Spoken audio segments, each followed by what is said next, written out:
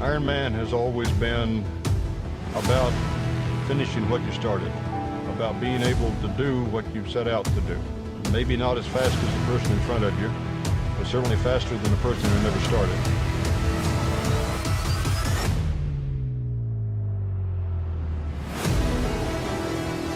Swim 2.4 miles.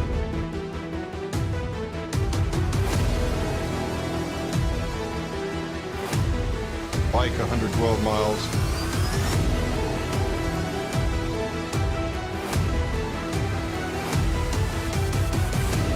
Run 26.2 miles. Drag the rest of your life.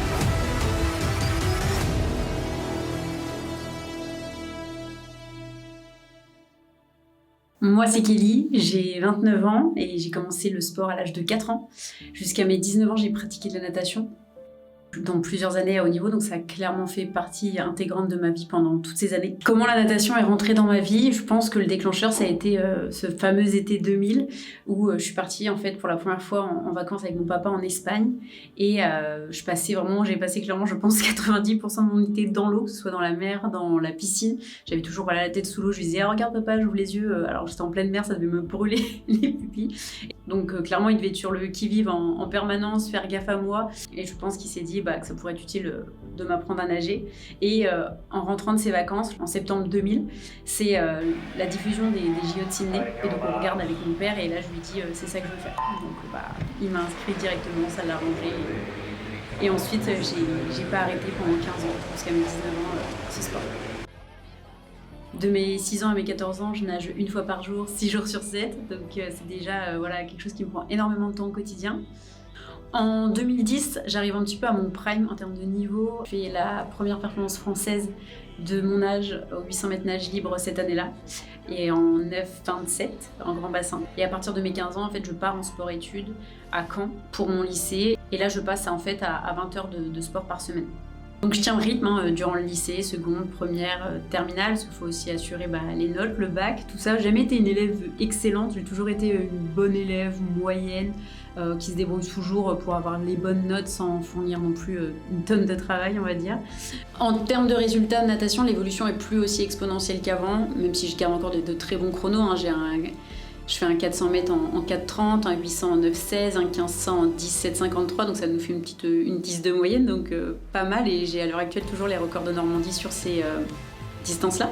Ensuite, j'entre en fac de droit, donc là, je continue un petit peu de nager le premier semestre et je me confronte à mon premier échec. Je ne valide pas mon premier semestre de droit à 9,98 et en fait, cet échec me fait tellement mal que je décide d'arrêter la natation parce que je me dis c'est pas la natation qui va me faire gagner ma vie. J'ai conscience que j'ai un bon niveau mais je suis pas non plus Lorma debout et donc du coup je décide d'arrêter complet et d'arrêter ma carrière de nageuse.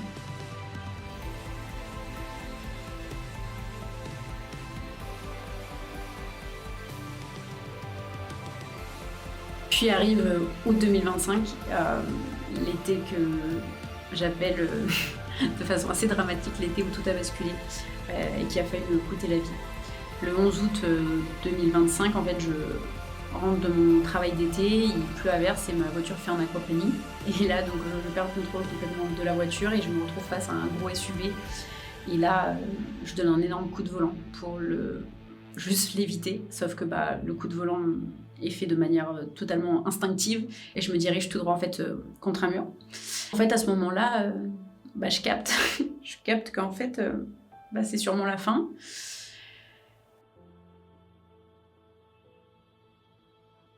Je vois le mur, clairement je vois le mur, je vois la voiture et le mur qui s'entrechoquent, enfin qui vont s'entrechoquer. À ce moment-là, je ferme les yeux et je pense juste à mon père, à ma mère. Parce que je me dis, je les abandonne, je les laisse et je sais qu'en fait leur tristesse va être tellement forte que c'est à ça que je pense, sincèrement, à ce moment-là. Et je ferme juste les yeux et après il y a le choc, quoi.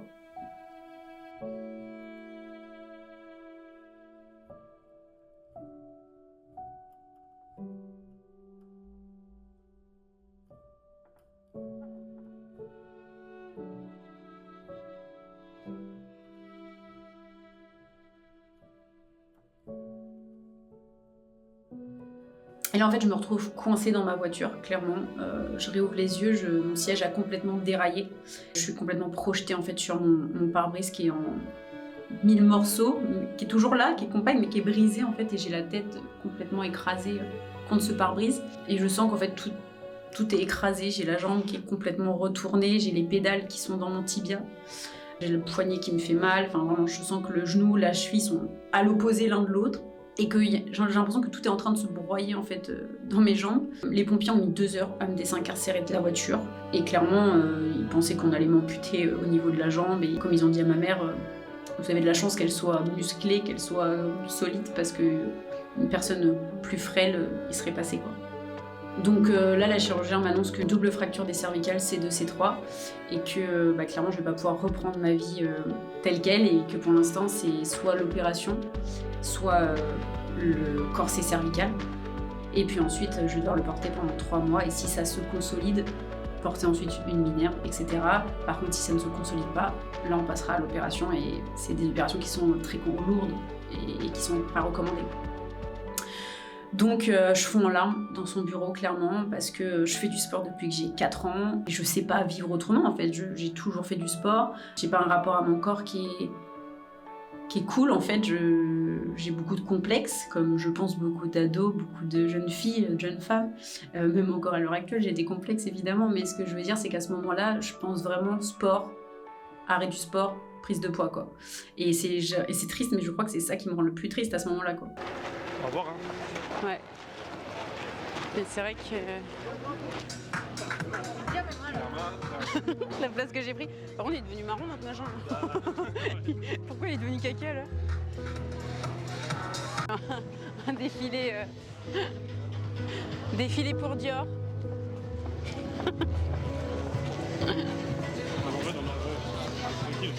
T'as vu, il y a personne. Hier, tu nous as fait ton petit. Ben voilà, moi j'ai envie. Son petit caprice de star là. Il a voulu te récupérer hier. Voilà.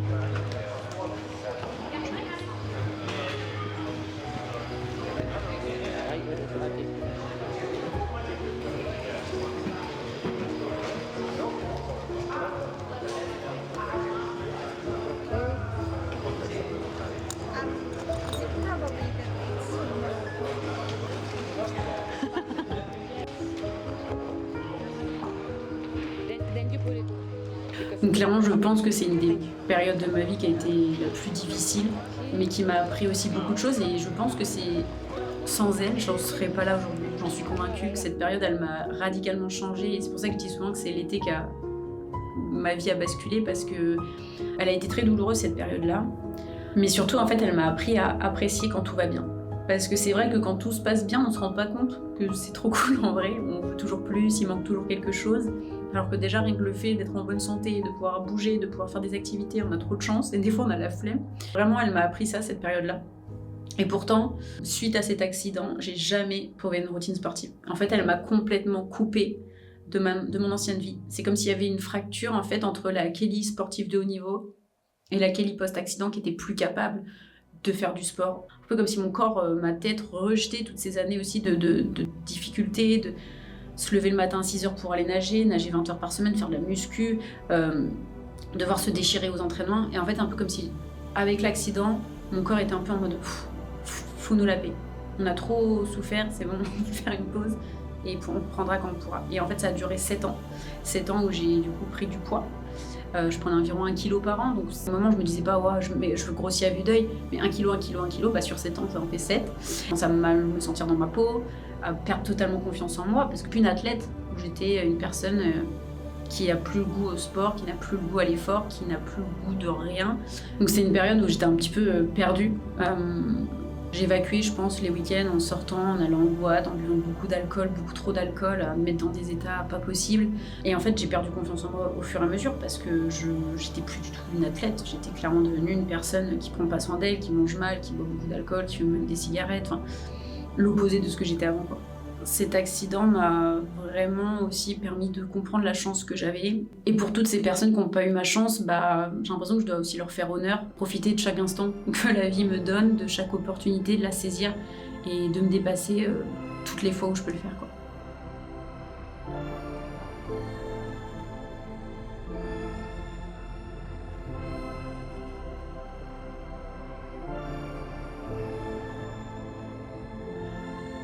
Bon, du coup, on va coller les petites étiquettes sur les sacs de transition. Donc là, j'ai l'autocollant du sac bleu, qui est le sac pour le vélo que je vais récupérer après la natation. Là, il faut que je colle ça à l'envers. 2131. Chic. Hop. Dès le début, après je me tabasse 2 fois de flou de 30 minutes. Et Après, après, direct, tu fais 0 minutes, ouais, 15, ouais. 30, Et d'un côté. 45. Je vais partir avec une flasque aussi pour les premières heures. Là. Que eau ou Non, ouais, iso. Électrolyte, je pense. Ouais, donc ça te fait, en gros, on va te dire, ça te fait 20 grammes, 30 grammes d'ISO par heure. Ouais. Tu seras pas stressé. Avec une flasque. Ouais. Je l'ai vu juste en visio. Et je pense qu'il Donc était à ça la te fin. fait Il avait un truc fou derrière lui, il avait le résultat, il a fait le vent dans les cheveux et tout. Limite, il a pas mis de lunettes de soleil, mais il en a eu besoin. Si on part sur ça, c'est bien Ok. de calculer, tu vois. Ça te fait plus que ça. Qu'est-ce qui m'a donné envie de me lancer dans une prépa Ironman et dans un Ironman justement, pendant les 7 ans qui ont suivi mon accident, j'ai un peu dépéri. Et je pense qu'en fait, la seule manière pour moi de me relever de ça, c'était de faire quelque chose de grand. Ça n'a pas été comme ça dans un claquement de doigts, mais en 2021, j'ai pris une formation pour devenir coach sportif en ligne. Faire moi-même en 2022 ma transformation grâce à mon coach Nevin. Je fais beaucoup de musculation, j'atteins un corps qui me plaît vraiment bien, enfin, voilà, je me sens vraiment au top, mais je sens qu'il me manque quelque chose dans ma pratique sportive, je m'ennuie un peu en fait. Et l'endurance me manque et surtout la compétition. Chrono, le côté on se lance, on prend un départ un matin et il y a une arrivée, enfin ouais, toute cette dynamique-là me manque beaucoup et je peux pas la retrouver avec la musculation. Dans le sac de transition pour le vélo, je vais mettre mon casque, les lunettes dedans, pour éviter aussi de les abîmer, mais qu'elles soient quand même prêtes, que je puisse les mettre directement pour partir. Et le dossard sur les lunettes et le casque. Comme ça, quand j'arrive, j'enlève la combi, j'enfile le dossard, les lunettes, le casque, et on est parti. Une blague, ça fait 2 semaines que je te dis de faire des anti-sèches, et quand c'est Jules qui le dit, Tu m'as jamais dit ça. Je t'ai dit, fais des anti-sèches, mais dans ta pochette. Mais qu'est-ce que Et c'est vrai. À ce moment-là, sur les réseaux, c'est un peu l'émergence de tout le monde qui se lance dans des prépas marathons. Et ça commence à arriver un peu les prépas Ironman, avec Bazinga, Eric Flag et plein d'autres. Et moi, déjà, avant, pendant qu'eux, ils étaient en prépa marathon, je commençais moi à me dire, parce que l'Ironman, c'est quelque chose que j'avais entendu parler quand j'étais toute petite.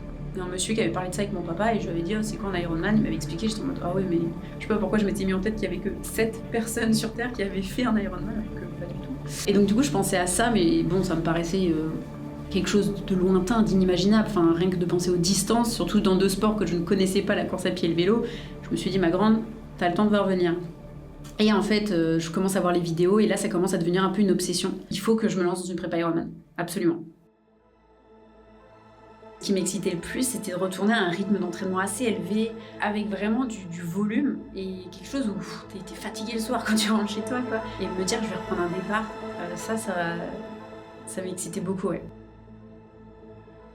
Et en vrai, même si j'avais jamais fait de vélo, de course à pied, je me suis dit meuf, tu vas y arriver. Ça va être dur, ça va être vraiment très dur, va falloir charbonner, mais tu vas y arriver, tu vas franchir cette ligne d'arrivée. Donc en septembre 2024, on était à Koh Samui à ce moment-là avec Baptiste, on contacte notre coach PH et on lui parle de notre projet. Bon, il nous l'avait pas dit à ce moment-là, mais il s'était dit son loco, mais il a quand même accepté de nous suivre. Donc on est parti dans ce défi-là en novembre, 1er novembre, on fait le premier entraînement de notre prépa Ironman. Et là on est parti, on s'est lancé, on s'est installé en Espagne pour faire cette prépa. Pour être au soleil, c'était plus sympa. Et j'ai eu trop de chance que Baptiste fasse la prépa avec moi. Parce que honnêtement, je ne suis pas sûre que j'aurais été aussi rigoureuse sans lui, que j'aurais loupé aucun entraînement. Quand je repense à nos sorties de 4h, 5h, 6h, mais je me vois pas faire ça toute seule en fait. Et vraiment chapeau aux gens qui s'entraînent, qui font une prépa vraiment seuls. Vous êtes des monstres. Genre vraiment, moi sans Baptiste... Je sais pas si je me serais lancée dans ce défi en vrai, toute seule. Donc voilà, après 10 mois de prépa, dont les 3 derniers à Toulouse, on décide d'aller s'installer pendant un mois à Calella. Donc Calella, c'est le lieu de l'Ironman, c'est Calella, Barcelona. Et donc du coup, pendant un mois, on est au cœur de la ville, au cœur de où la course va se passer. On est vraiment à 2 minutes à pied du départ de la natation, donc on peut aller nager.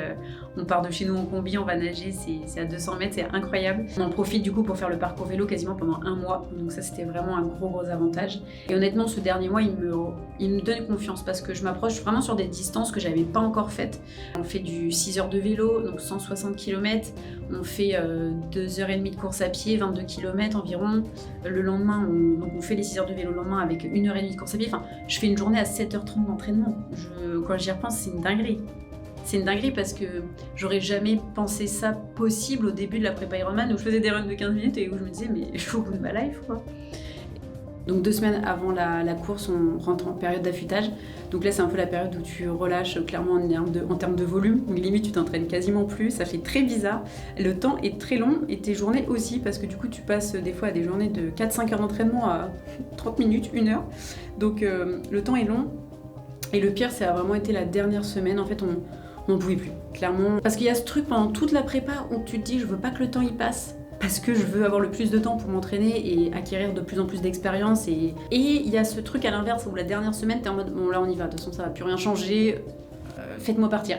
Plus les journées elles passaient, plus je me sentais pas capable, mais j'avais des pensées négatives, un peu intrusives. Enfin voilà, je me mettais à douter de tout, à vouloir revoir quasiment la nutrition, enfin des trucs qui n'avaient aucun sens quoi. Et vraiment, tu sais plus quoi faire en fait. Tu sais plus quoi faire. J'arrivais même pas à travailler, j'étais vraiment en mode. Juste j'attends.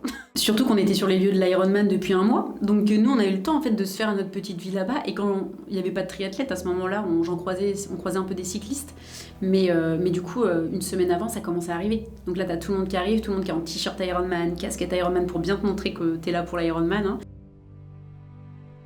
Pendant mon dernier run, je vois le village Ironman qui est en train d'être monté, la scène, l'arrivée. Et puis en plus, bah voilà, le corps est en train de relâcher la tension des dernières semaines. Donc il y a plein de douleurs qui arrivent. Tu te sens pas bien sur tes runs, tu te sens lourde. Enfin bref, vraiment, les triathlètes le savent, mais la période d'affûtage, c'est clairement pas la période la plus agréable. Mais je le savais, donc je me suis pas trop inquiétée là-dessus. Donc le vendredi, on va au village Ironman chercher mon dossard. Baptiste avait récupéré le sien la veille, il était trop impatient. Et surtout la veille, on avait fait en fait checker nos vélos. Et on a bien fait parce que Baptiste avait un câble, le câble de son dérailleur arrière qui était sectionné. Voilà, donc faites checker vos vélos avant l'Ironman. Et moi, en fait j'ai passé l'année à rouler sur le petit plateau. Je ne suis jamais passée sur le grand plateau. Voilà, les cyclistes vont me regarder en mode ok, loser. Mais je n'ai pas pu, le jour de l'Ironman, j'ai dû faire mes 180 km sur le petit plateau, je n'ai pas pu passer le grand plateau et j'ai su par la suite que ça avait quand même un réel impact. Donc voilà, on s'est clairement fait dépouiller au merch du village Ironman, on a acheté des nouvelles lunettes de vitesse, des casquettes, des t-shirts, on s'est fait plaisir. On a pris le t-shirt avec nos noms inscrits dessus. Voilà, c'est des souvenirs à vie et surtout pour un premier, je ne sais pas s'il y en aura un autre, mais pour le premier en tout cas je voulais me faire plaisir avec toutes ces choses-là et pas regarder combien je dépensais, même si c'est abusé les prix. Mais vraiment c'était un super moment. Demain en fait, cette nuit genre, c'est la dernière nuit avant d'être dans la merde quoi.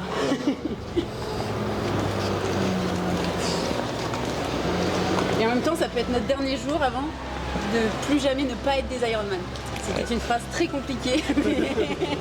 Et le samedi, il y avait le brief. Donc je retourne au brief, on retourne au village Ironman.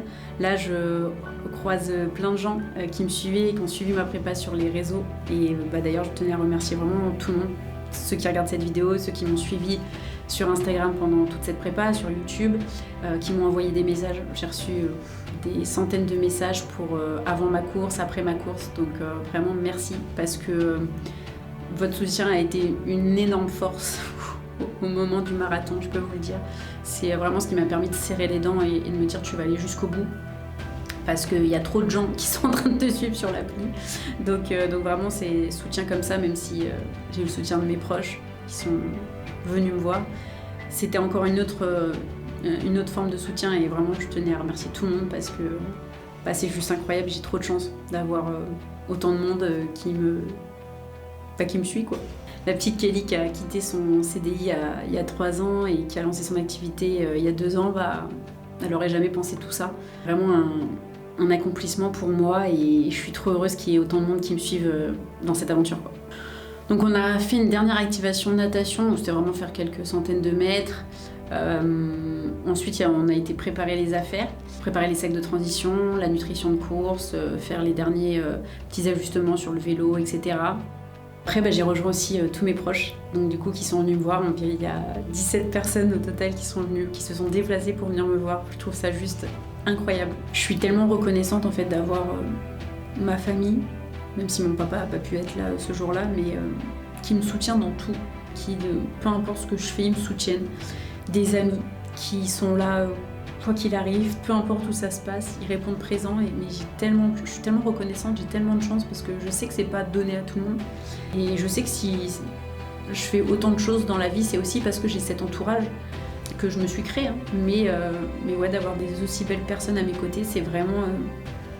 à la limite, vraiment, l'Ironman, au-delà de la course, qui s'est pas du tout passé comme je le voulais, c'est la plus belle chose vraiment que cette course, ce jour J m'a apporté, c'est le soutien de mes proches et l'amour de mes proches, tout ce qui m'ont amené, l'amour de mon copain, l'amour de ma famille, l'amour de mes amis.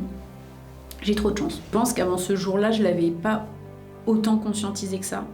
Je savais que j'avais des amis en or et des amis géniaux, mais là, vraiment, que les gens plus prennent du temps, de l'argent pour se déplacer, pour venir me voir, je trouve ça juste fou.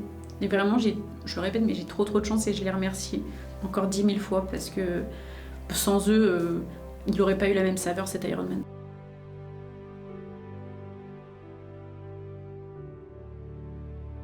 Après, j'avoue qu'avec un peu de recul, j'aurais peut-être essayé d'organiser ça un peu différemment parce que c'est vrai que par contre, je me suis retrouvée à faire vendredi, samedi 12 000 pas, ce qui est clairement pas recommandé. Avant une course comme ça, on vous recommande de vous reposer, de rien faire. C'était clairement pas au programme. 12 000 pas, j'ai passé tout le temps avec mes proches, mais j'ai aucun regret parce que clairement, je viens pas jouer à un podium, je viens pas jouer une qualif au monde. Et là, je viens même plus jouer un chrono vu ce qui s'est passé. Donc honnêtement, oui, ça aurait pu être beaucoup plus optimal, ça aurait pu être peut-être un peu plus organisé de mon côté, mais je me voyais pas dire à mes proches qu'on fait je ne sais combien d'heures de trajet, qui sont venus me voir, qu'on fait l'effort de se déplacer, excusez-moi, bisous parce que je dois aller me reposer quoi.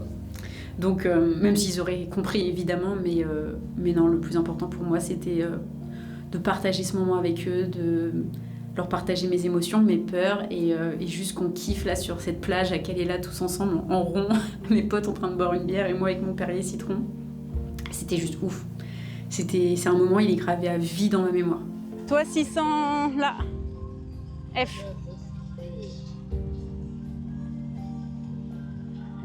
On va déposer le vélo, les sacs de transition. Mais c'est un petit peu la queue, il y a déjà beaucoup de vélos de posés. Hein.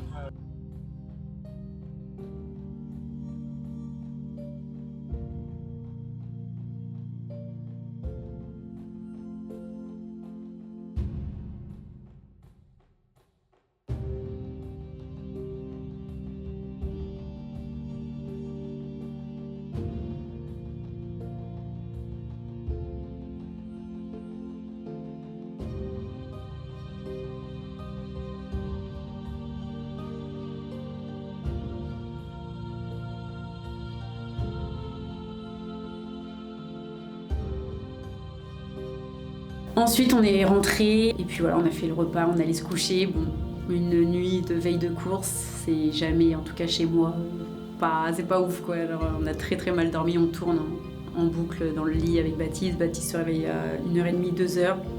Moi pareil, 2h30. J'essaye de me rendormir un petit peu, puis je me réveille à 5h30, je fais un petit déj, du riz, des œufs.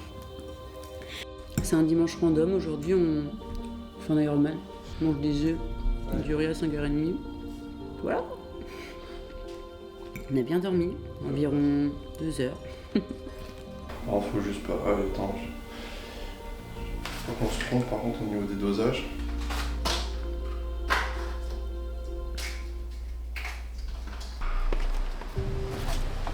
T'as du vent de ouf, ça va? Ouais, du vent là. Ah ouais, ça fait pas plaisir ça. C'est le vent de la pluie. C'est une blague. Non mais il n'y a jamais de vent. Enfin si, il y a du vent. Je veux dire, il a fait beau toute la semaine. Il fait frais là un peu, non? Ouais, j'ai mis ma petite laine. Il y a peut-être moyen qu'il ait la combi du coup. Et à 6h, on part déposer donc le vélo, les dernières affaires, voilà, vérifier que tout est bon dans les sacs, tout ça, regonfler un coup les pneus qu'on avait dégonflés la veille. Et on nous annonce surtout que la combi est autorisée parce que c'était le gros stress. Si elle est au-dessus de 24,6 degrés, c'est la nouvelle norme, la combi est interdite. Et honnêtement, je trouvais l'eau froide, moi, donc je me suis dit, maintenant, j'espère qu'elle n'est pas interdite. Et puis je savais qu'il y avait beaucoup de méduses, puisque j'ai quand même nagé là pendant un mois. Et c'est soit il y a 0 méduse, soit il y en a pas mal. Et donc là, ils nous ont dit combi autorisé.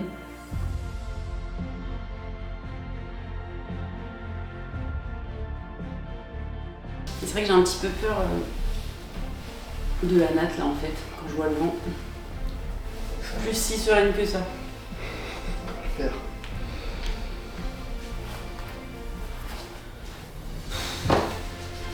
Il n'y a plus qu'à. Il n'y a plus qu'à là. C'est ouf. Ce soir, normalement, on est des Ironman. Donc là, le stress commence à bien monter. Il y a tous mes proches à 7h30 du matin qui sont sur la plage avec des grandes banderoles Kelly qui m'encouragent, qui me font on se fait les derniers bisous, les derniers encouragements. Et puis après, je vais me placer dans mon SAS. Donc le SAS de 1h05, il n'y avait pas les pros sur cet Ironman de Barcelone. Donc ça part directement sur les SAS pour nous amateurs, quoi. Premier SAS, c'était 1h05. Je pensais qu'il y aurait sub 1h, mais non, c'était 1h05. Je me place dans le 1h05 en espérant, mon objectif, c'était de faire 1h.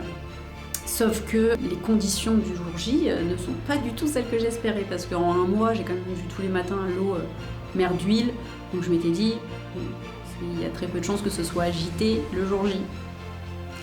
Et malheureusement, si, on avait vraiment un mauvais temps, il faisait crachiner, il faisait gris, la mer était assez agitée, vraiment très agitée. De l'extérieur, je ne m'en rendais pas trop compte, une fois dedans, je me suis dit, ah oui, d'accord, je vois le délire.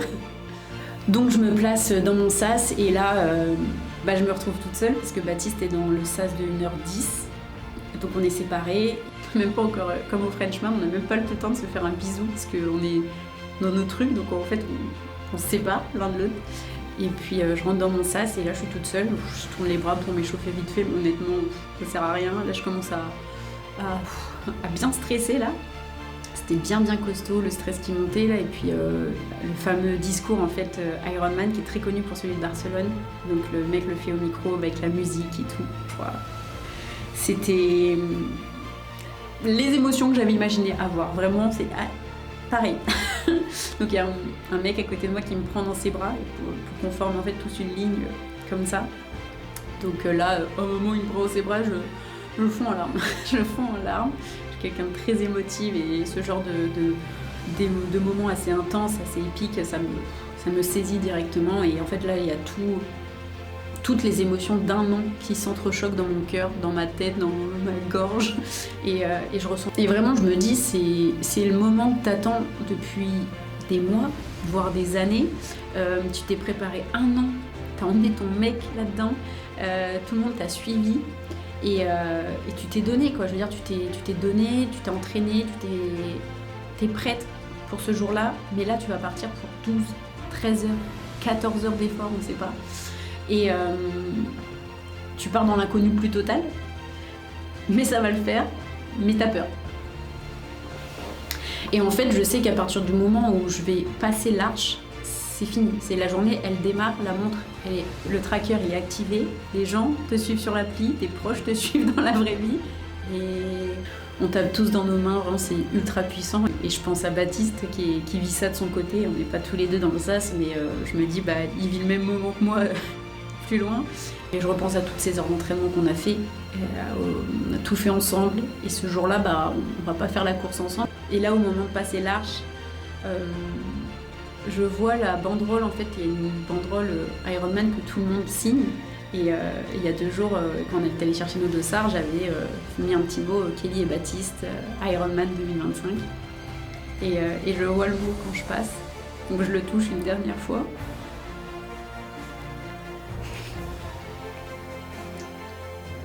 Donc je passe cette arche avec notre mot et puis là c'est le bip et c'est à mon tour de partir. Je m'élance, je lance la montre et c'est parti. Premier 500 mètres de l'Ironman et si tout se passe bien aujourd'hui, c'est le dernier jour où je ne suis plus une Ironman, donc je me dis donne tout quoi, t'as fait tout ça pour ça, donc maintenant tu peux plus faire marche arrière quoi. Donc je m'élance pour la natation. On a un rectangle de 3800 mètres à faire. Donc assez simple, on a 500 mètres, 1005, 500 et 1005 je crois. Sur le papier, ça paraît plutôt simple, sachant que j'ai quand même nagé ici pendant 1 mois, que les entraînements sont bien passés, même s'il y avait du courant. Là, il n'y a pas de méduse, donc ça c'est plutôt cool. Par contre, on a un courant de zinzin et la mer qui est pas mal déchaînée, quoi. Je prends la tasse plusieurs fois. Donc les 500 premiers mètres, j'essaye de trouver un peu mon rythme, de poser un peu ma nage. J'ai les BPM qui sont super hauts avec l'euphorie du départ.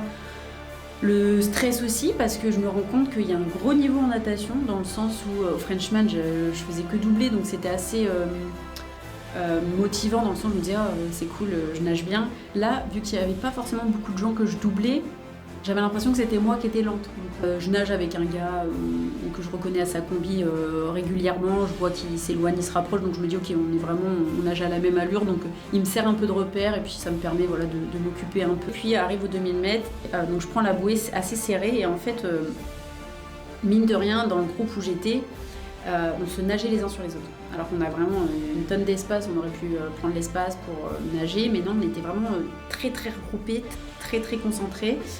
Donc on se nage, on se tape dessus, voilà, c'est un peu agressif comme nage, je suis entourée que d'hommes quasiment, je repère pas trop de physique féminin, donc assez agressif, voilà, une nage assez agressive. Et en fait, arrivé aux 2000 mètres, je me fais agripper, clairement, par l'épaule. Donc il y a un mec qui me bloque l'épaule et finalement à un moment donné il s'énerve, il me tire par le bras. Et sauf qu'en fait en me tirant le bras, il m'arrache la montre et donc je sens que je perds quelque chose. Je me retourne, coup de chance, malgré que la mer soit hyper agitée, la visibilité dans l'eau est bonne. Et donc je vois ma montre qui coule au fond de l'eau, donc je décide d'aller la chercher, sachant que c'était quand même assez profond à ce endroit-là. Elle n'était pas au fond, mais je la récupère en train de couler. Le bracelet est arraché, le bracelet est cassé, donc je ne veux pas remettre ma montre, donc je la mets dans ma combi. Sauf que je m'en suis rendu compte en arrivant à la transition, mais ça a stoppé la course à ce moment-là. Là, je panique complet, j'ai les BPM, je ne veux même pas savoir à combien. Je bois beaucoup d'eau, je bois la tasse et j'arrive plus à nager. Et là, je me dis c'est catastrophique, je vais faire 1h15 alors que je voulais faire 1 heure. Donc je continue, enfin là je sens que j'avance plus quoi. J'avance vraiment plus. Dernière ligne droite, je vois le sable et arrivé sur le sable, je suis complètement désorientée. Je vois flou, c'est-à-dire que je vois vraiment rien.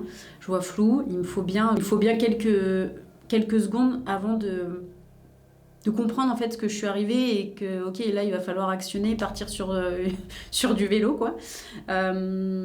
On me tend un verre d'eau, je me le balance à la figure pour un peu me réveiller. Là, je vois ma mère, je lui hurle qu'on m'a arraché ma montre. Elle va rien faire d'info, mais moi, ça me libère de le dire. Et puis, j'essaye, je pense que c'est une manière aussi d'évacuer un peu mon stress, quoi, c'est de le hurler. J'étais très énervée, très en colère, stressée. Je me change en 2 secondes, je fais une transition incroyable. Alors sur le papier, elle est en 5 minutes, c'est pas incroyable, mais faut prendre en compte que pendant quasiment 2 minutes, j'essaye de réparer ma montre. Donc je me change ultra vite, mais après je suis à l'arrêt. Je me dirige vers mon vélo en marchant et les bénévoles qui me hurlent de courir, allez, qui m'encouragent de manière positive de base. Et là je hurle de colère en fait. Je perds vraiment complètement mon sang-froid, je hurle, je crie des insultes et en fait je laisse tomber la montre, je la balance dans ma pochette de ravitaillement de mon vélo et là je me dis tu vas partir à l'aveugle sur 180 bornes de vélo parce que y a une stratégie de course à respecter, t'as des BPM à respecter, des puissances à respecter, sauf que moi j'ai pas de compteur sur mon vélo, j'ai que ma montre, erreur. Du coup là je vais devoir tout faire à l'aveugle, sachant que un Ironman c'est une course de gestion, donc ça me fait bien peur à ce moment-là quoi.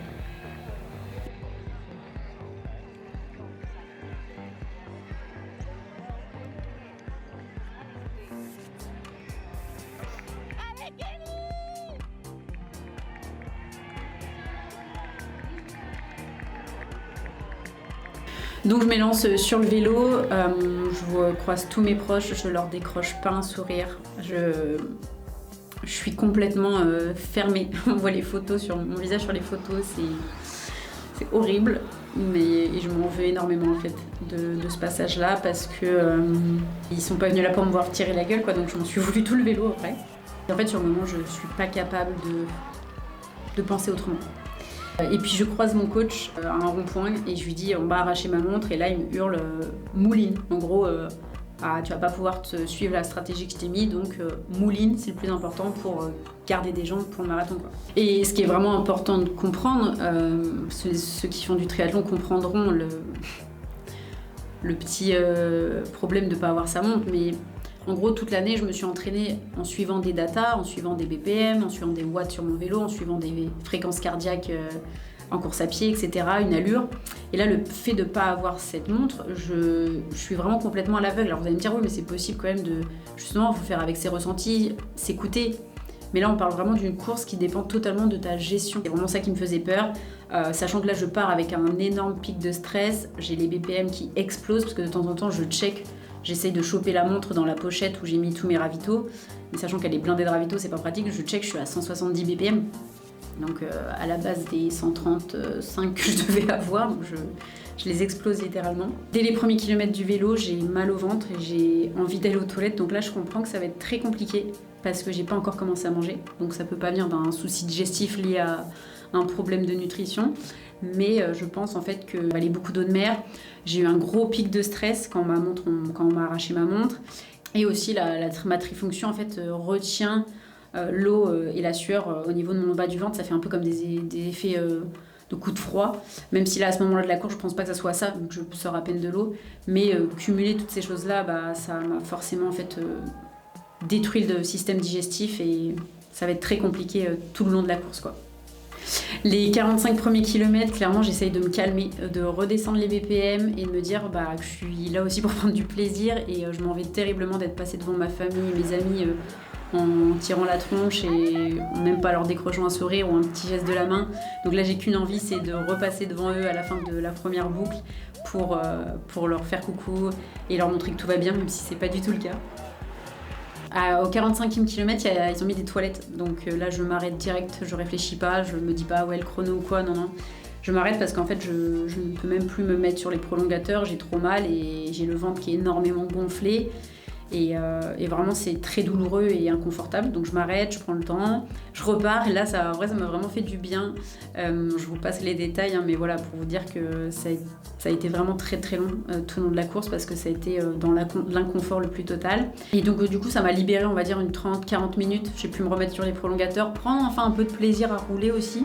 Donc on arrive à la fin de cette première boucle des 90 km, là je vois ma famille, donc je leur fais un grand coucou, enfin ma famille, mes amis, je leur fais des grands coucous en mode tout roule, tout va bien, tout le monde qui me double et moi je suis là en mode en train de faire le spectacle. Je vois Jules qui me dit aussi que j'ai fait ma natation en 1 heure pile et que je roule à 28 km/h. Bon, je le crois pas du tout. Je pensais qu'il me disait ça pour me remonter le moral parce qu'il devait se dire que ça devait être trop dur, mais non, j'ai vraiment nagé en 1 heure pile. Donc je me dis j'aurais pu faire 59, mais mon rêve c'était de faire en 1 heure. Je l'ai fait en 1 heure 00. Pas rêver mieux, et surtout vu des conditions, je sais que je peux faire sous les 1 heure. Ça va? Ouais, ça va. La natation a été... C'est bien, tu sors en 1 heure pile. C'est vrai? Ouais, 8ème. On m'a arraché ma montre. C'est pas grave. Ouais, mais du coup, je sais pas où j'en suis là. Elle a 100 sas. Ouais, c'est ce que je J'ai à 28 de moyenne. C'est vrai? Ouais. Ouais, ça va. Allez, à plus. Je vais faire ton footing. Puis je pars pour ma deuxième boucle, là je croise Baptiste qui va arriver à la fin de sa première, donc là je me dis mais il est vraiment pas loin, donc je me dis c'est trop cool parce que ça veut dire qu'il va me rattraper avant la fin du vélo et qu'on va pouvoir faire un petit moment ensemble, et après je ne sais combien d'heures toute seule, parce que pour le coup j'ai vraiment pu rouler avec personne, et c'est pas le but de l'Ironman, hein. Le but c'est de rouler chacun avec une distance de 12 mètres. Alors là il n'y a pas eu de drafting de mon côté, j'ai pas pu en faire dans tous les cas. Non, mais voilà, pour le coup j'étais vraiment toute seule. Je remercie par contre toutes les personnes qui m'ont doublé, que ce soit français ou pas français, et qui prenaient le temps de m'encourager, parce qu'ils devaient se dire la pauvre elle est en PLS, et les gens prennent le temps vraiment ils ont pris le temps de m'encourager, voilà, juste me dire allez Kelly, lâche rien, t'es une machine et tout, enfin voilà, vraiment je trouve ça dingue. Moi personnellement j'ai pas pris le temps de le faire, en même temps j'ai pas doublé beaucoup de gens non plus, mais en tout cas vraiment les gens qui font ça sur les courses, vous êtes juste des monstres pour avoir, on va dire, ce moment de gentillesse pour penser aux autres, et vraiment merci, parce qu'il y a plein de fois où je me suis reboostée un petit peu grâce à ça, quoi.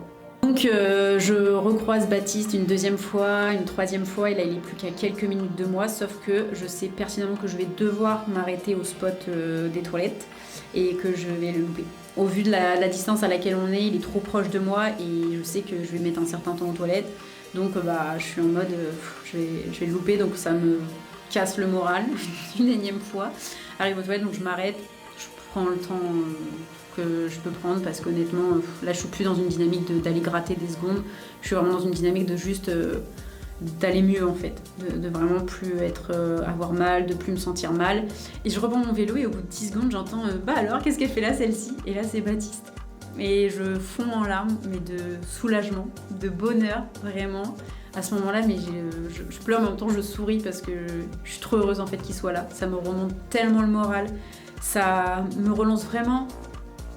Il y a un deuxième souffle là sur ma course et voilà, même si c'est dur, même si je galère, je sais qu'il est là et même si on va pas rouler forcément longtemps ensemble, je sais que là je suis avec lui quoi. Donc le soleil arrive alors qu'on l'a pas vu de la journée, tout se passe bien et il me dit qu'il roule avec moi, en gros qu'on fait la fin du vélo ensemble. Donc là je suis trop heureuse. Voilà, je lui répète qu'il fasse sa course, c'est son chrono, c'est son moment, il s'est entraîné pour, donc je veux pas qu'il sacrifie son chrono pour moi. Il me dit non, j'ai fait quasiment tout mon vélo tout seul, ça m'embête pas de le faire avec toi et puis ça va être plus sympa. Et il me dit on avisera pour la course à pied. Donc on finit le vélo tous les deux, on papote, je lui raconte tous mes malheurs. Et lui il me dit que tout se passe bien pour lui, qu'il a fait une super natation en 1h10. Ça s'est super bien passé, que son vélo pareil, il a trop bien roulé. Donc on a vraiment deux salles, deux ambiances sur cet Ironman. Lui il a passé une bonne course et moi on va dire beaucoup plus compliqué. Donc on arrive à la fin de notre vélo, on le clôture en 6h54 pour moi et 6h30 pour Baptiste. Clairement pas le vélo de mes rêves, mais je me dis sans montre, sans repère, en ayant mal au ventre, sans me mettre sur les prolongateurs, ça aurait pu être bien pire. Donc je me satisfais de ça, je prends mon vélo, je cours, j'arrive à courir, donc je suis assez contente. Les jambes vont bien en fait, je suis en forme. Le souci n'est pas là. On se dit avec Baptiste, on prend le temps sur la transition, on prend le temps d'aller aux toilettes, on prend le temps de se changer, on souffle, on se met pas la pression quoi. Donc on met 6 minutes 30 à faire une transition en prenant notre temps, donc ce qui est quand même plutôt correct. On part sur la course à pied et là les 7 premiers kilomètres, on se met sur l'allure que Baptiste devait respecter. Moi je sais que ça part beaucoup trop vite pour moi, mais je me dis au moins je fais 7 km avec lui et on verra après quoi. À ce moment-là, je prends quand même ma montre dans ma main. Le bracelet est toujours cassé, mais je me dis au moins je lance pour le marathon. J'aurai au moins mon marathon de prix sur mon Ironman. Puis rapidement, je suis rattrapée par mes soucis digestifs et là, dès les premières toilettes, je m'arrête. Et à partir de là, je me suis arrêtée à toutes les toilettes de tout le parcours, sur toutes les boucles. Donc j'ai passé quasiment une demi-heure sur les toilettes sur mon marathon, mon Ironman. Donc c'est assez frustrant. Parce que pour moi, c'est pas du tout représentatif de ma prépa, de mes heures d'entraînement, du niveau que je devrais avoir. Mais ça fait partie en fait de la course. Les soucis digestifs font partie de la course. C'est comme ça se travaille aussi. Même si là, je pense pas que ce soit un manque d'entraînement sur la nutrition, parce que je l'ai bien bossé à l'entraînement. Je pense que c'est autre chose. Mais ça fait partie de l'expérience, ça fait partie de l'apprentissage et ça fait partie des points que je vais devoir travailler.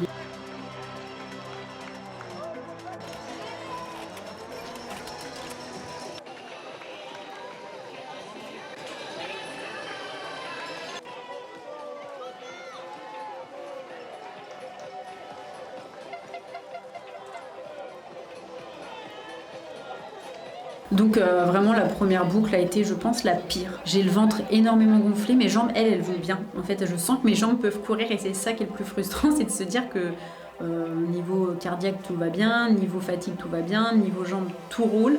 Juste à chaque pas c'est vraiment l'envie de me faire dessus quoi. En parallèle de ça, Baptiste me dit qu'il préfère rester avec moi et qu'il veut terminer la course avec moi, qu'il préfère passer la ligne d'arrivée à mes côtés. Et à ce moment-là, je pleure quand il me dit ça, parce que je sais en fait qu'il est en train de sacrifier son chrono pour moi, que lui aussi s'est investi pendant un an, que lui aussi a fait des sacrifices, des compromis, et qu'à cause de moi, en fait, il va être pénalisé. Donc voilà, je pleure, tout simplement. Mais en même temps, je suis aussi trop heureuse parce que je sais que sans lui, je sais pas si j'irai au bout de ce marathon. Honnêtement, ça devient trop dur. Donc voilà, je sais que lui vaut bien mieux que ça, qu'il pourrait courir beaucoup plus vite et que du coup à cause de moi, il se freine un peu. Même mes proches lui disent « Mais Baptiste, tu peux faire ta course, etc. »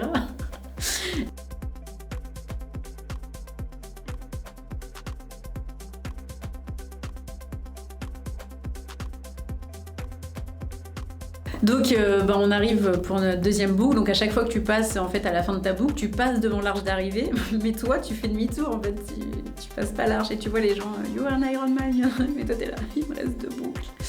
Et à ce moment-là je me dis, je vois pas dans quel monde je refais 2 boucles. Ça me semble en fait, vraiment, je vois le truc en mode, la fin n'arrivera jamais quoi. Ça va, Kelly? Non, j'ai mal. C'est pas grave. Le vent, c'est bon? J'ai plus trop de nerfs. Ça a commencé au kilomètre 0 du vélo. On va le faire. Pour l'instant, on est super allure. Je pense pas les 3 boucles. J'ai retourné l'allure.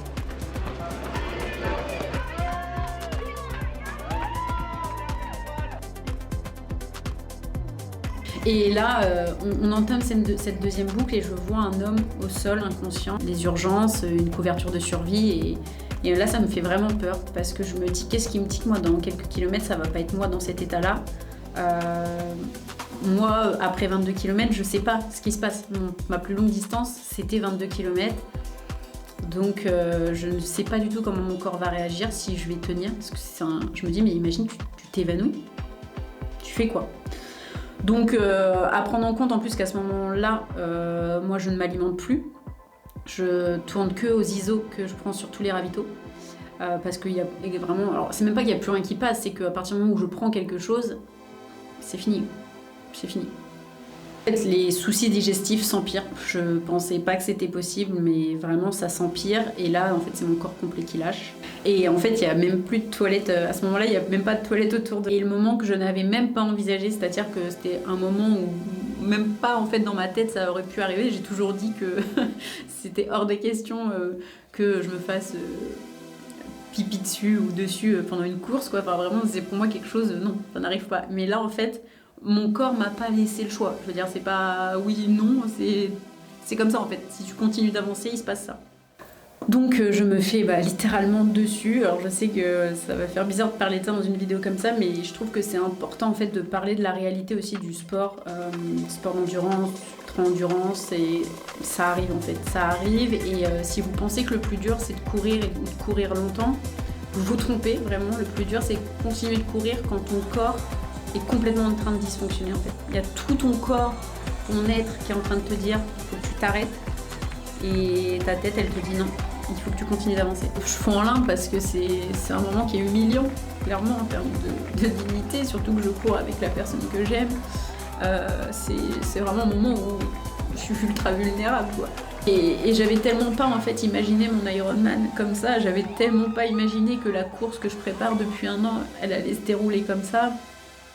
Que je suis triste parce que je vis pas du tout l'expérience que j'avais imaginée quoi.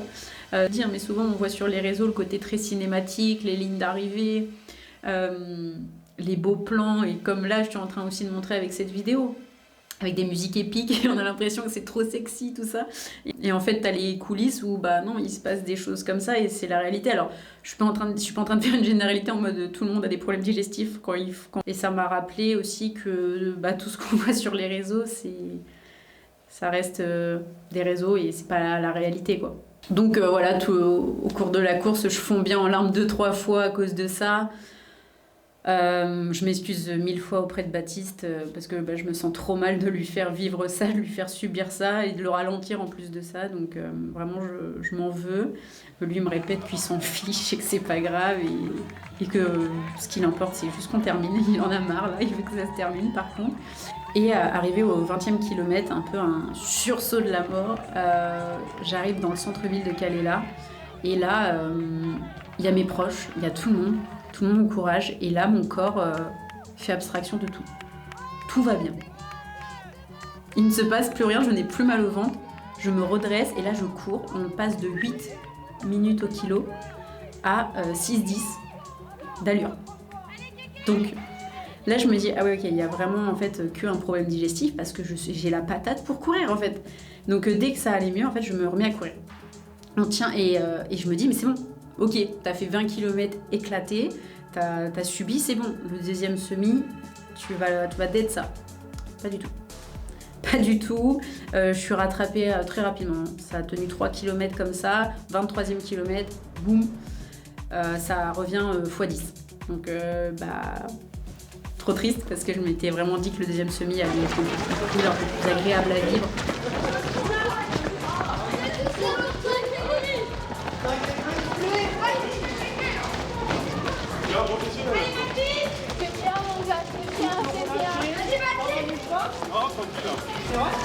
Mais toi t'es une aberration, tu m'apprendras à nager. C'est vrai que la nage, c'est pas C'est compliqué. une aberration. En fait, tu t'es détrompé le sport. Je te jure. T'as accroché un dauphin là. Ouais. Ah ouais, là, tu m'as choqué, hein. C'est un monstre.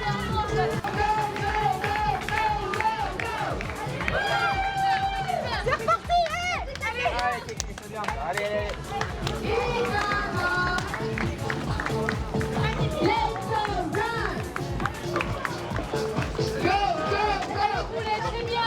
c'est bien. Ah ouais, c'est cool. Allez les gars. Vous allez faire des sur le site. Il est pas dans le cadre, il est pas dans le cadre.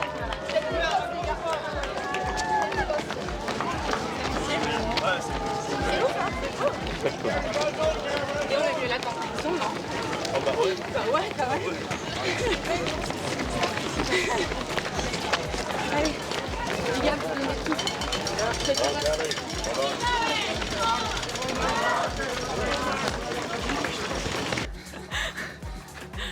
Vous êtes des finishers aussi, hein? J'enregistre ça. Au 30e kilomètre, je tente un gel pour me dire, allez, pour avoir de l'énergie jusqu'au bout, même si en toi, c'était même plus un problème d'énergie là. Le gel ne passe pas. Dans les 30 secondes qui suivent, mon corps l'expulse.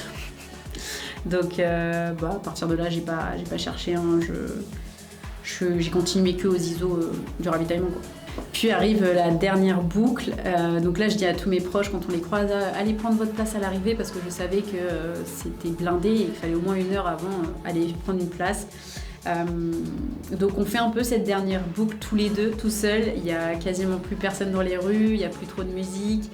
La plupart des gens sont arrivés, donc on est encore avec les derniers coureurs. Et en vrai, c'est un moment qui est assez cool quand même parce que c'est dur dans le sens qu'on sent qu'il y a un totalement relâchement de l'ambiance, mais on n'est que entre nous. En vrai, ça fait aussi du bien d'avoir un peu de calme parce que toute la journée, il y a eu mine de rien, sauf sur le vélo, mais sur le marathon, t'as un bruit constant et c'est vrai qu'à un moment donné, ça fait un peu mal au crâne. Du coup là, c'est tout calme, il fait nuit, et puis on est tous les deux, quoi.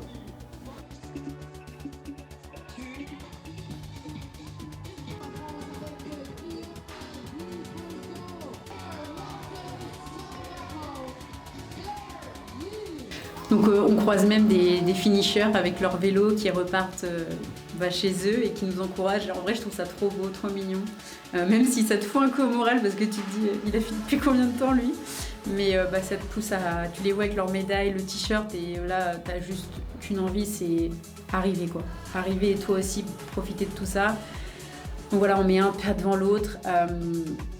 Je continue de m'arrêter aux toilettes à chaque fois. Et puis je serre les dents, quoi. Durant ce temps-là, en fait, je ne sais absolument pas à combien de temps on est de course. Honnêtement, je m'en occupe même plus. Mais c'est vrai qu'en dehors de mon chrono de 1 heure de natation, je ne sais pas combien de temps j'y fais à vélo. Aucune idée de mes transitions et le marathon encore moins, puisque ma montre en fait est dans ma trifonction. Donc vraiment en termes de chrono, je sais même pas si on est à 14 heures, à 13, j'en sais rien. Je suis complètement à l'aveugle. Mais honnêtement, à ce moment-là, mon seul objectif, c'est de le terminer, le chrono. J'en ai vraiment plus rien à faire. Je veux juste rentrer chez moi, prendre une douche et voir mes proches, quoi. Et à ce moment-là, Baptiste me fait promettre qu'on n'en refera plus jamais. Et je lui dis, mais plus jamais. C'est horrible ce que je suis en train de vivre. Je m'excuse de nous être inscrits même. Puis on arrive aux 5 derniers kilomètres de la course, donc là il n'y a vraiment plus personne, hein. Il n'y a plus rien, plus de son, plus d'image, on est tous les deux dans la nuit, on croise des gens qui courent, qui marchent, on sent là qu'en fait tout le monde est dans la même douleur, c'est pénible pour tout le monde là. Les 5 derniers kilomètres, Baptiste impose un rythme, là il marche plus, il est devant moi, en fait il s'arrête plus. Donc je m'oblige, je serre les dents pour ne plus m'arrêter, donc il m'encourage quand même, hein, mais je veux dire, je serre vraiment les dents parce que je sens que lui, là, il en a marre. Il veut arriver et je sais qu'il impose un rythme parce que ça devient trop pénible aussi pour lui, quoi. Donc voilà, je me dis, lui, il a fait ce sacrifice-là, c'est à moi, là, de serrer les dents pendant 5 km et de prendre vraiment mon mal en patience. Et je me dis que chaque pas que je fais, c'est un pas de moins à faire et un pas de plus vers l'arrivée, quoi. Et vraiment, je tiens comme ça en comptant les pas. 1, 2, 1, 2, vraiment, il se passe vraiment plus rien en fait dans ma tête. C'est même pas, j'essaie même plus de trouver des belles images, des belles pensées. C'est juste robot, très robotique, en mode. Alors je visualise quand même la ligne d'arrivée, mais c'est vrai que j'ai le sentiment en fait que peu importe si on avance, ça ne se rapproche pas. J'ai l'impression qu'elle n'arrivera jamais, cette ligne d'arrivée. Et puis le dernier demi-tour avant la finish line arrive. Et là, je pense que c'est le seul moment de ma course où je sais que je vais y arriver. Je sais que je vais terminer cet Ironman, parce qu'il me reste 200 mètres. Donc, quitte à les faire en rampant, en marchant, j'y arriverai. Mais ouais, je commence à avoir les larmes qui me montent parce que je sais qu'on va le faire en fait.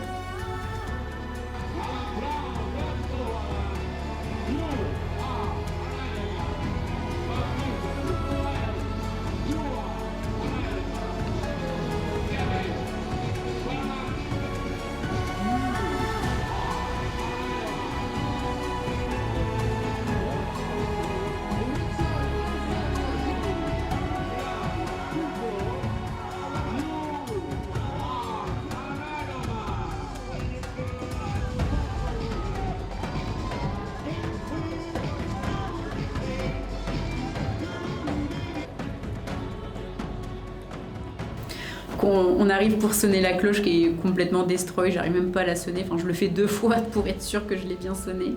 Et à ce moment-là, j'entends plus rien. En fait, il y a tellement de bruit et tellement d'informations que mon cerveau fait une sorte d'abstraction complète de ce qui se passe.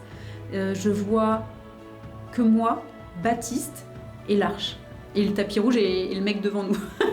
Mais je ne vois rien d'autre. Il y a ma maman qui me tend un foulard pour que je la voie, mes proches qui me crient, qui m'encouragent. Je vois personne.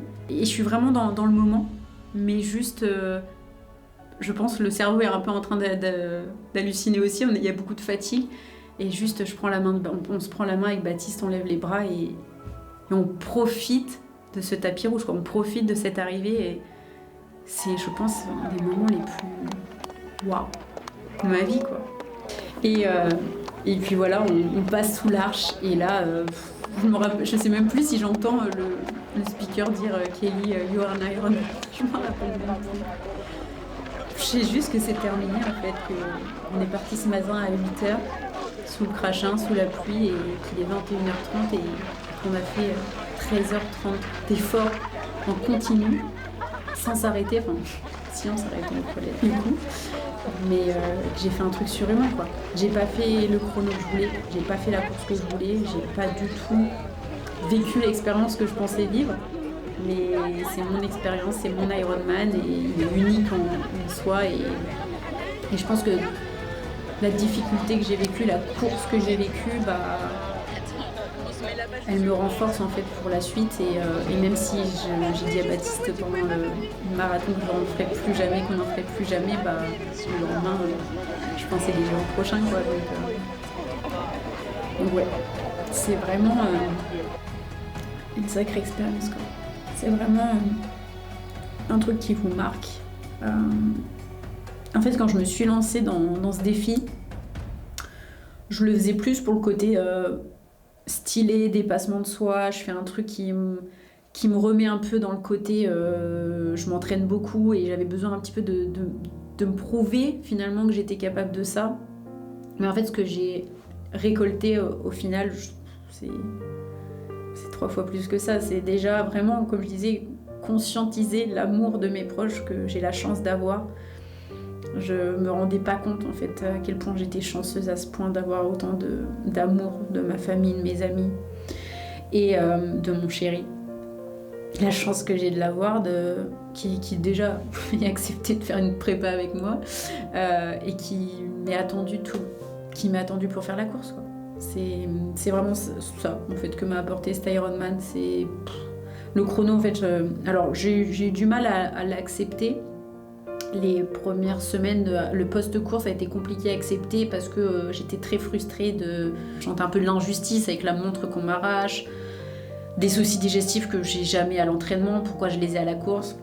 Mais finalement, quelques semaines après, je me rends compte que ça m'a apporté beaucoup plus que juste un chrono et juste un résultat, quoi. C'est de m'avoir ouvert les yeux sur la chance que j'ai de pouvoir faire déjà toutes ces choses-là, de pouvoir trouver le temps de m'entraîner, de pouvoir financer tout ça, de pouvoir avoir tous mes proches, d'avoir mon chéri qui fait ça aussi avec moi, d'avoir la chance de pouvoir faire une vidéo de tout ça, de me garder tous ces souvenirs-là. Donc franchement, c'est... Ouais, je pense que c'est un de mes plus beaux souvenirs de toute ma vie. Je vous montre la médaille. Et voilà, la médaille. Pas avec le chrono que j'espérais, mais... Donc du coup, je vous ai même pas dit le temps du marathon, 5h26. C'est pas le marathon que j'aurais voulu faire, mais... Et surtout, je me dis, en fait, faut vraiment que je le prenne comme une expérience. Il n'y a rien qui est figé. Si j'ai envie de refaire un Ironman dans ma vie, il n'y a que moi, en fait, qui puisse... Il n'y a que moi qui peux le décider. Et ça, c'est vraiment quelque chose que je voudrais un peu aussi véhiculer à travers cette vidéo. C'est que si vous vous pensez pas capable de relever ce genre de défi, alors pas forcément un Ironman, hein, mais si vous vous pensez pas capable de tout ça, dites-vous que les seules limites que vous avez, c'est celles que vous vous mettez. Il y a 10 ans en arrière, j'étais à ça de finir tétraplégique dans un accident de voiture. Et pendant 7 ans, j'ai pas réussi à reprendre le sport. Et cette année, j'ai pu terminer un Ironman en 11 mois de préparation, en débutant le vélo il y a 10 mois et la course à pied il y a 11 mois. Donc vraiment, les seules limites qu'on a, c'est celles qu'on se met. Merci d'avoir été là, vous m'avez tellement soutenu aussi. Baptiste, si Baptiste n'avait pas été là, j'aurais jamais réussi. Et on t'a vu sonner la cloche 2 fois. J'avais pas réussi la première. J'étais là, attends, la première fois je l'ai pas sonné moi, genre ça. Non mais Baptiste, Bravo mamie, en fait. La plus belle preuve d'amour. Ah mais de ouf, c'est complet. Et on n'a pas dit genre vous allez arriver maintenant. Mais tellement émouvant. Non mais je lui ai dit mais vas-y fais ta course et tout. Il m'a dit non, moi ce qui m'importe c'est d'arriver avec toi. Incroyable. C'est trop mignon. Voilà, en fait, ça va me famille quoi. C'est trop fort. Merci d'avoir été là. Incroyable. Incroyable. Parce qu'au 1900 mètres, j'étais en 33 minutes. Donc ça veut dire que la deuxième partie, je sais pas ce que j'ai branlé parce que moi j'avançais plus. Hein. T'as charbonné. Et en fait, j'ai eu mal au ventre dès le 0 km au kilomètre 0 du vélo parce que j'ai avalé tellement fois l'eau de la mer. Ouais. Ça a été bon, il y a pas de danger. Ah mais vous voyez pas les vagues? Ce matin, on a vu un peu agité. Ah mais moi, je me suis dit si moi j'en chie et que je suis en galère, je pensais que Baptiste il allait en chier. Tu tapes ton record. Le gars il tape un record du monde à 2 coups de me doubler. J'étais en mode c'est super. Et moi j'en ai chié en fait, vraiment la natation, je suis sortie pendant 200 mètres, je voyais plus. Je voyais flou, donc je vous ai pas vu du tout. J'ai vu les premières personnes que j'ai vues, c'est maman et Guy, et là je lui ai dit « Regardez maman !» C'est un mec qui me l'a arraché en fait. Parce que du coup tu pars en vélo, on se dit putain il nous a pas vu. Ah ouais, et sur le vélo je tirais la gueule, et je vous ai vu quand le premier passage, et je m'en suis voulu après, je fais putain meuf, tire pas la gueule aux gens qui viennent t'encourager quoi. Du coup après j'ai mis quand même de bonnes heures à me... et j'avais le ventre qui me... Et du coup t'avais réussi à aller aux toilettes Ah bah j'ai passé une demi-heure aux toilettes au total. Donc au final les 13 heures, le sub 13 heures, il aurait pu se faire sans les chiottes. C'est la déduction que j'ai faite. La prochaine fois, c'est un Ironman et en plus il y a une 4e discipline, les chiottes. Donc voilà, moi, je suis rentrée avec tous mes proches, je les ai pris dans mes bras, j'ai fait une bonne douche. Et puis après on a passé un moment ensemble et à ce moment-là j'avais encore plein d'énergie, mais parce que je pense que c'était les nerfs qui relâchaient. Et puis bon, mine de rien, on va pas se mentir, j'ai pas pu mettre toute l'intensité que je voulais. Finalement, 2 jours après, j'avais plus aucune courbature. Et parce que je pense que l'intensité n'était pas non plus avec les soucis que j'ai rencontrés. Mais voilà, en tout cas, à l'heure actuelle, je pense que j'ai envie de continuer dans le triathlon.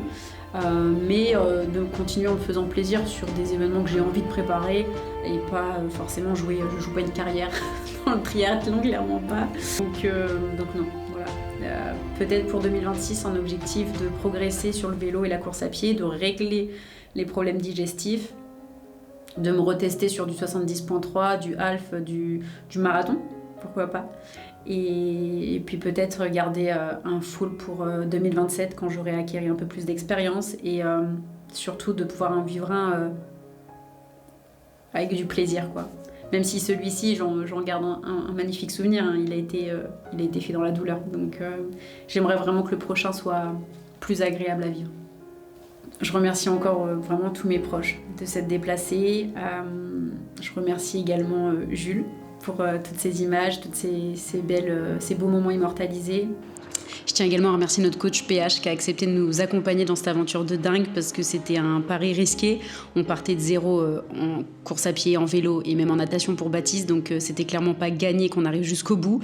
Et pourtant, il s'est adapté à nos profils, il nous a pas lâchés, il est même venu nous voir pour la course et ça vraiment, j'oublierai jamais, c'est le meilleur coach qu'on puisse avoir. Je remercie mon chéri, en premier lieu, je remercie mon chéri pour toute cette prépa, pour la course, pour tout le soutien au quotidien. Vraiment pour tout. Je lui dois. Bon, il a la sienne, hein, mais honnêtement, la mienne, c'est aussi la sienne. Donc ouais, vraiment, je lui dois aussi cette finish line. Et je remercie toutes les personnes qui m'ont suivie pendant cette magnifique aventure, que ce soit sur Instagram, sur YouTube. Et puis j'espère qu'on va encore pouvoir relever plein de défis tous ensemble. J'espère avoir motivé quelques personnes, en tout cas, à se lancer eux-mêmes des défis, même si c'est pas des Ironman, hein, mais en tout cas voilà, sachez que si je peux le faire, vous aussi, et vraiment qu'on est capable de plein de choses, que notre corps est capable de choses vraiment époustouflantes.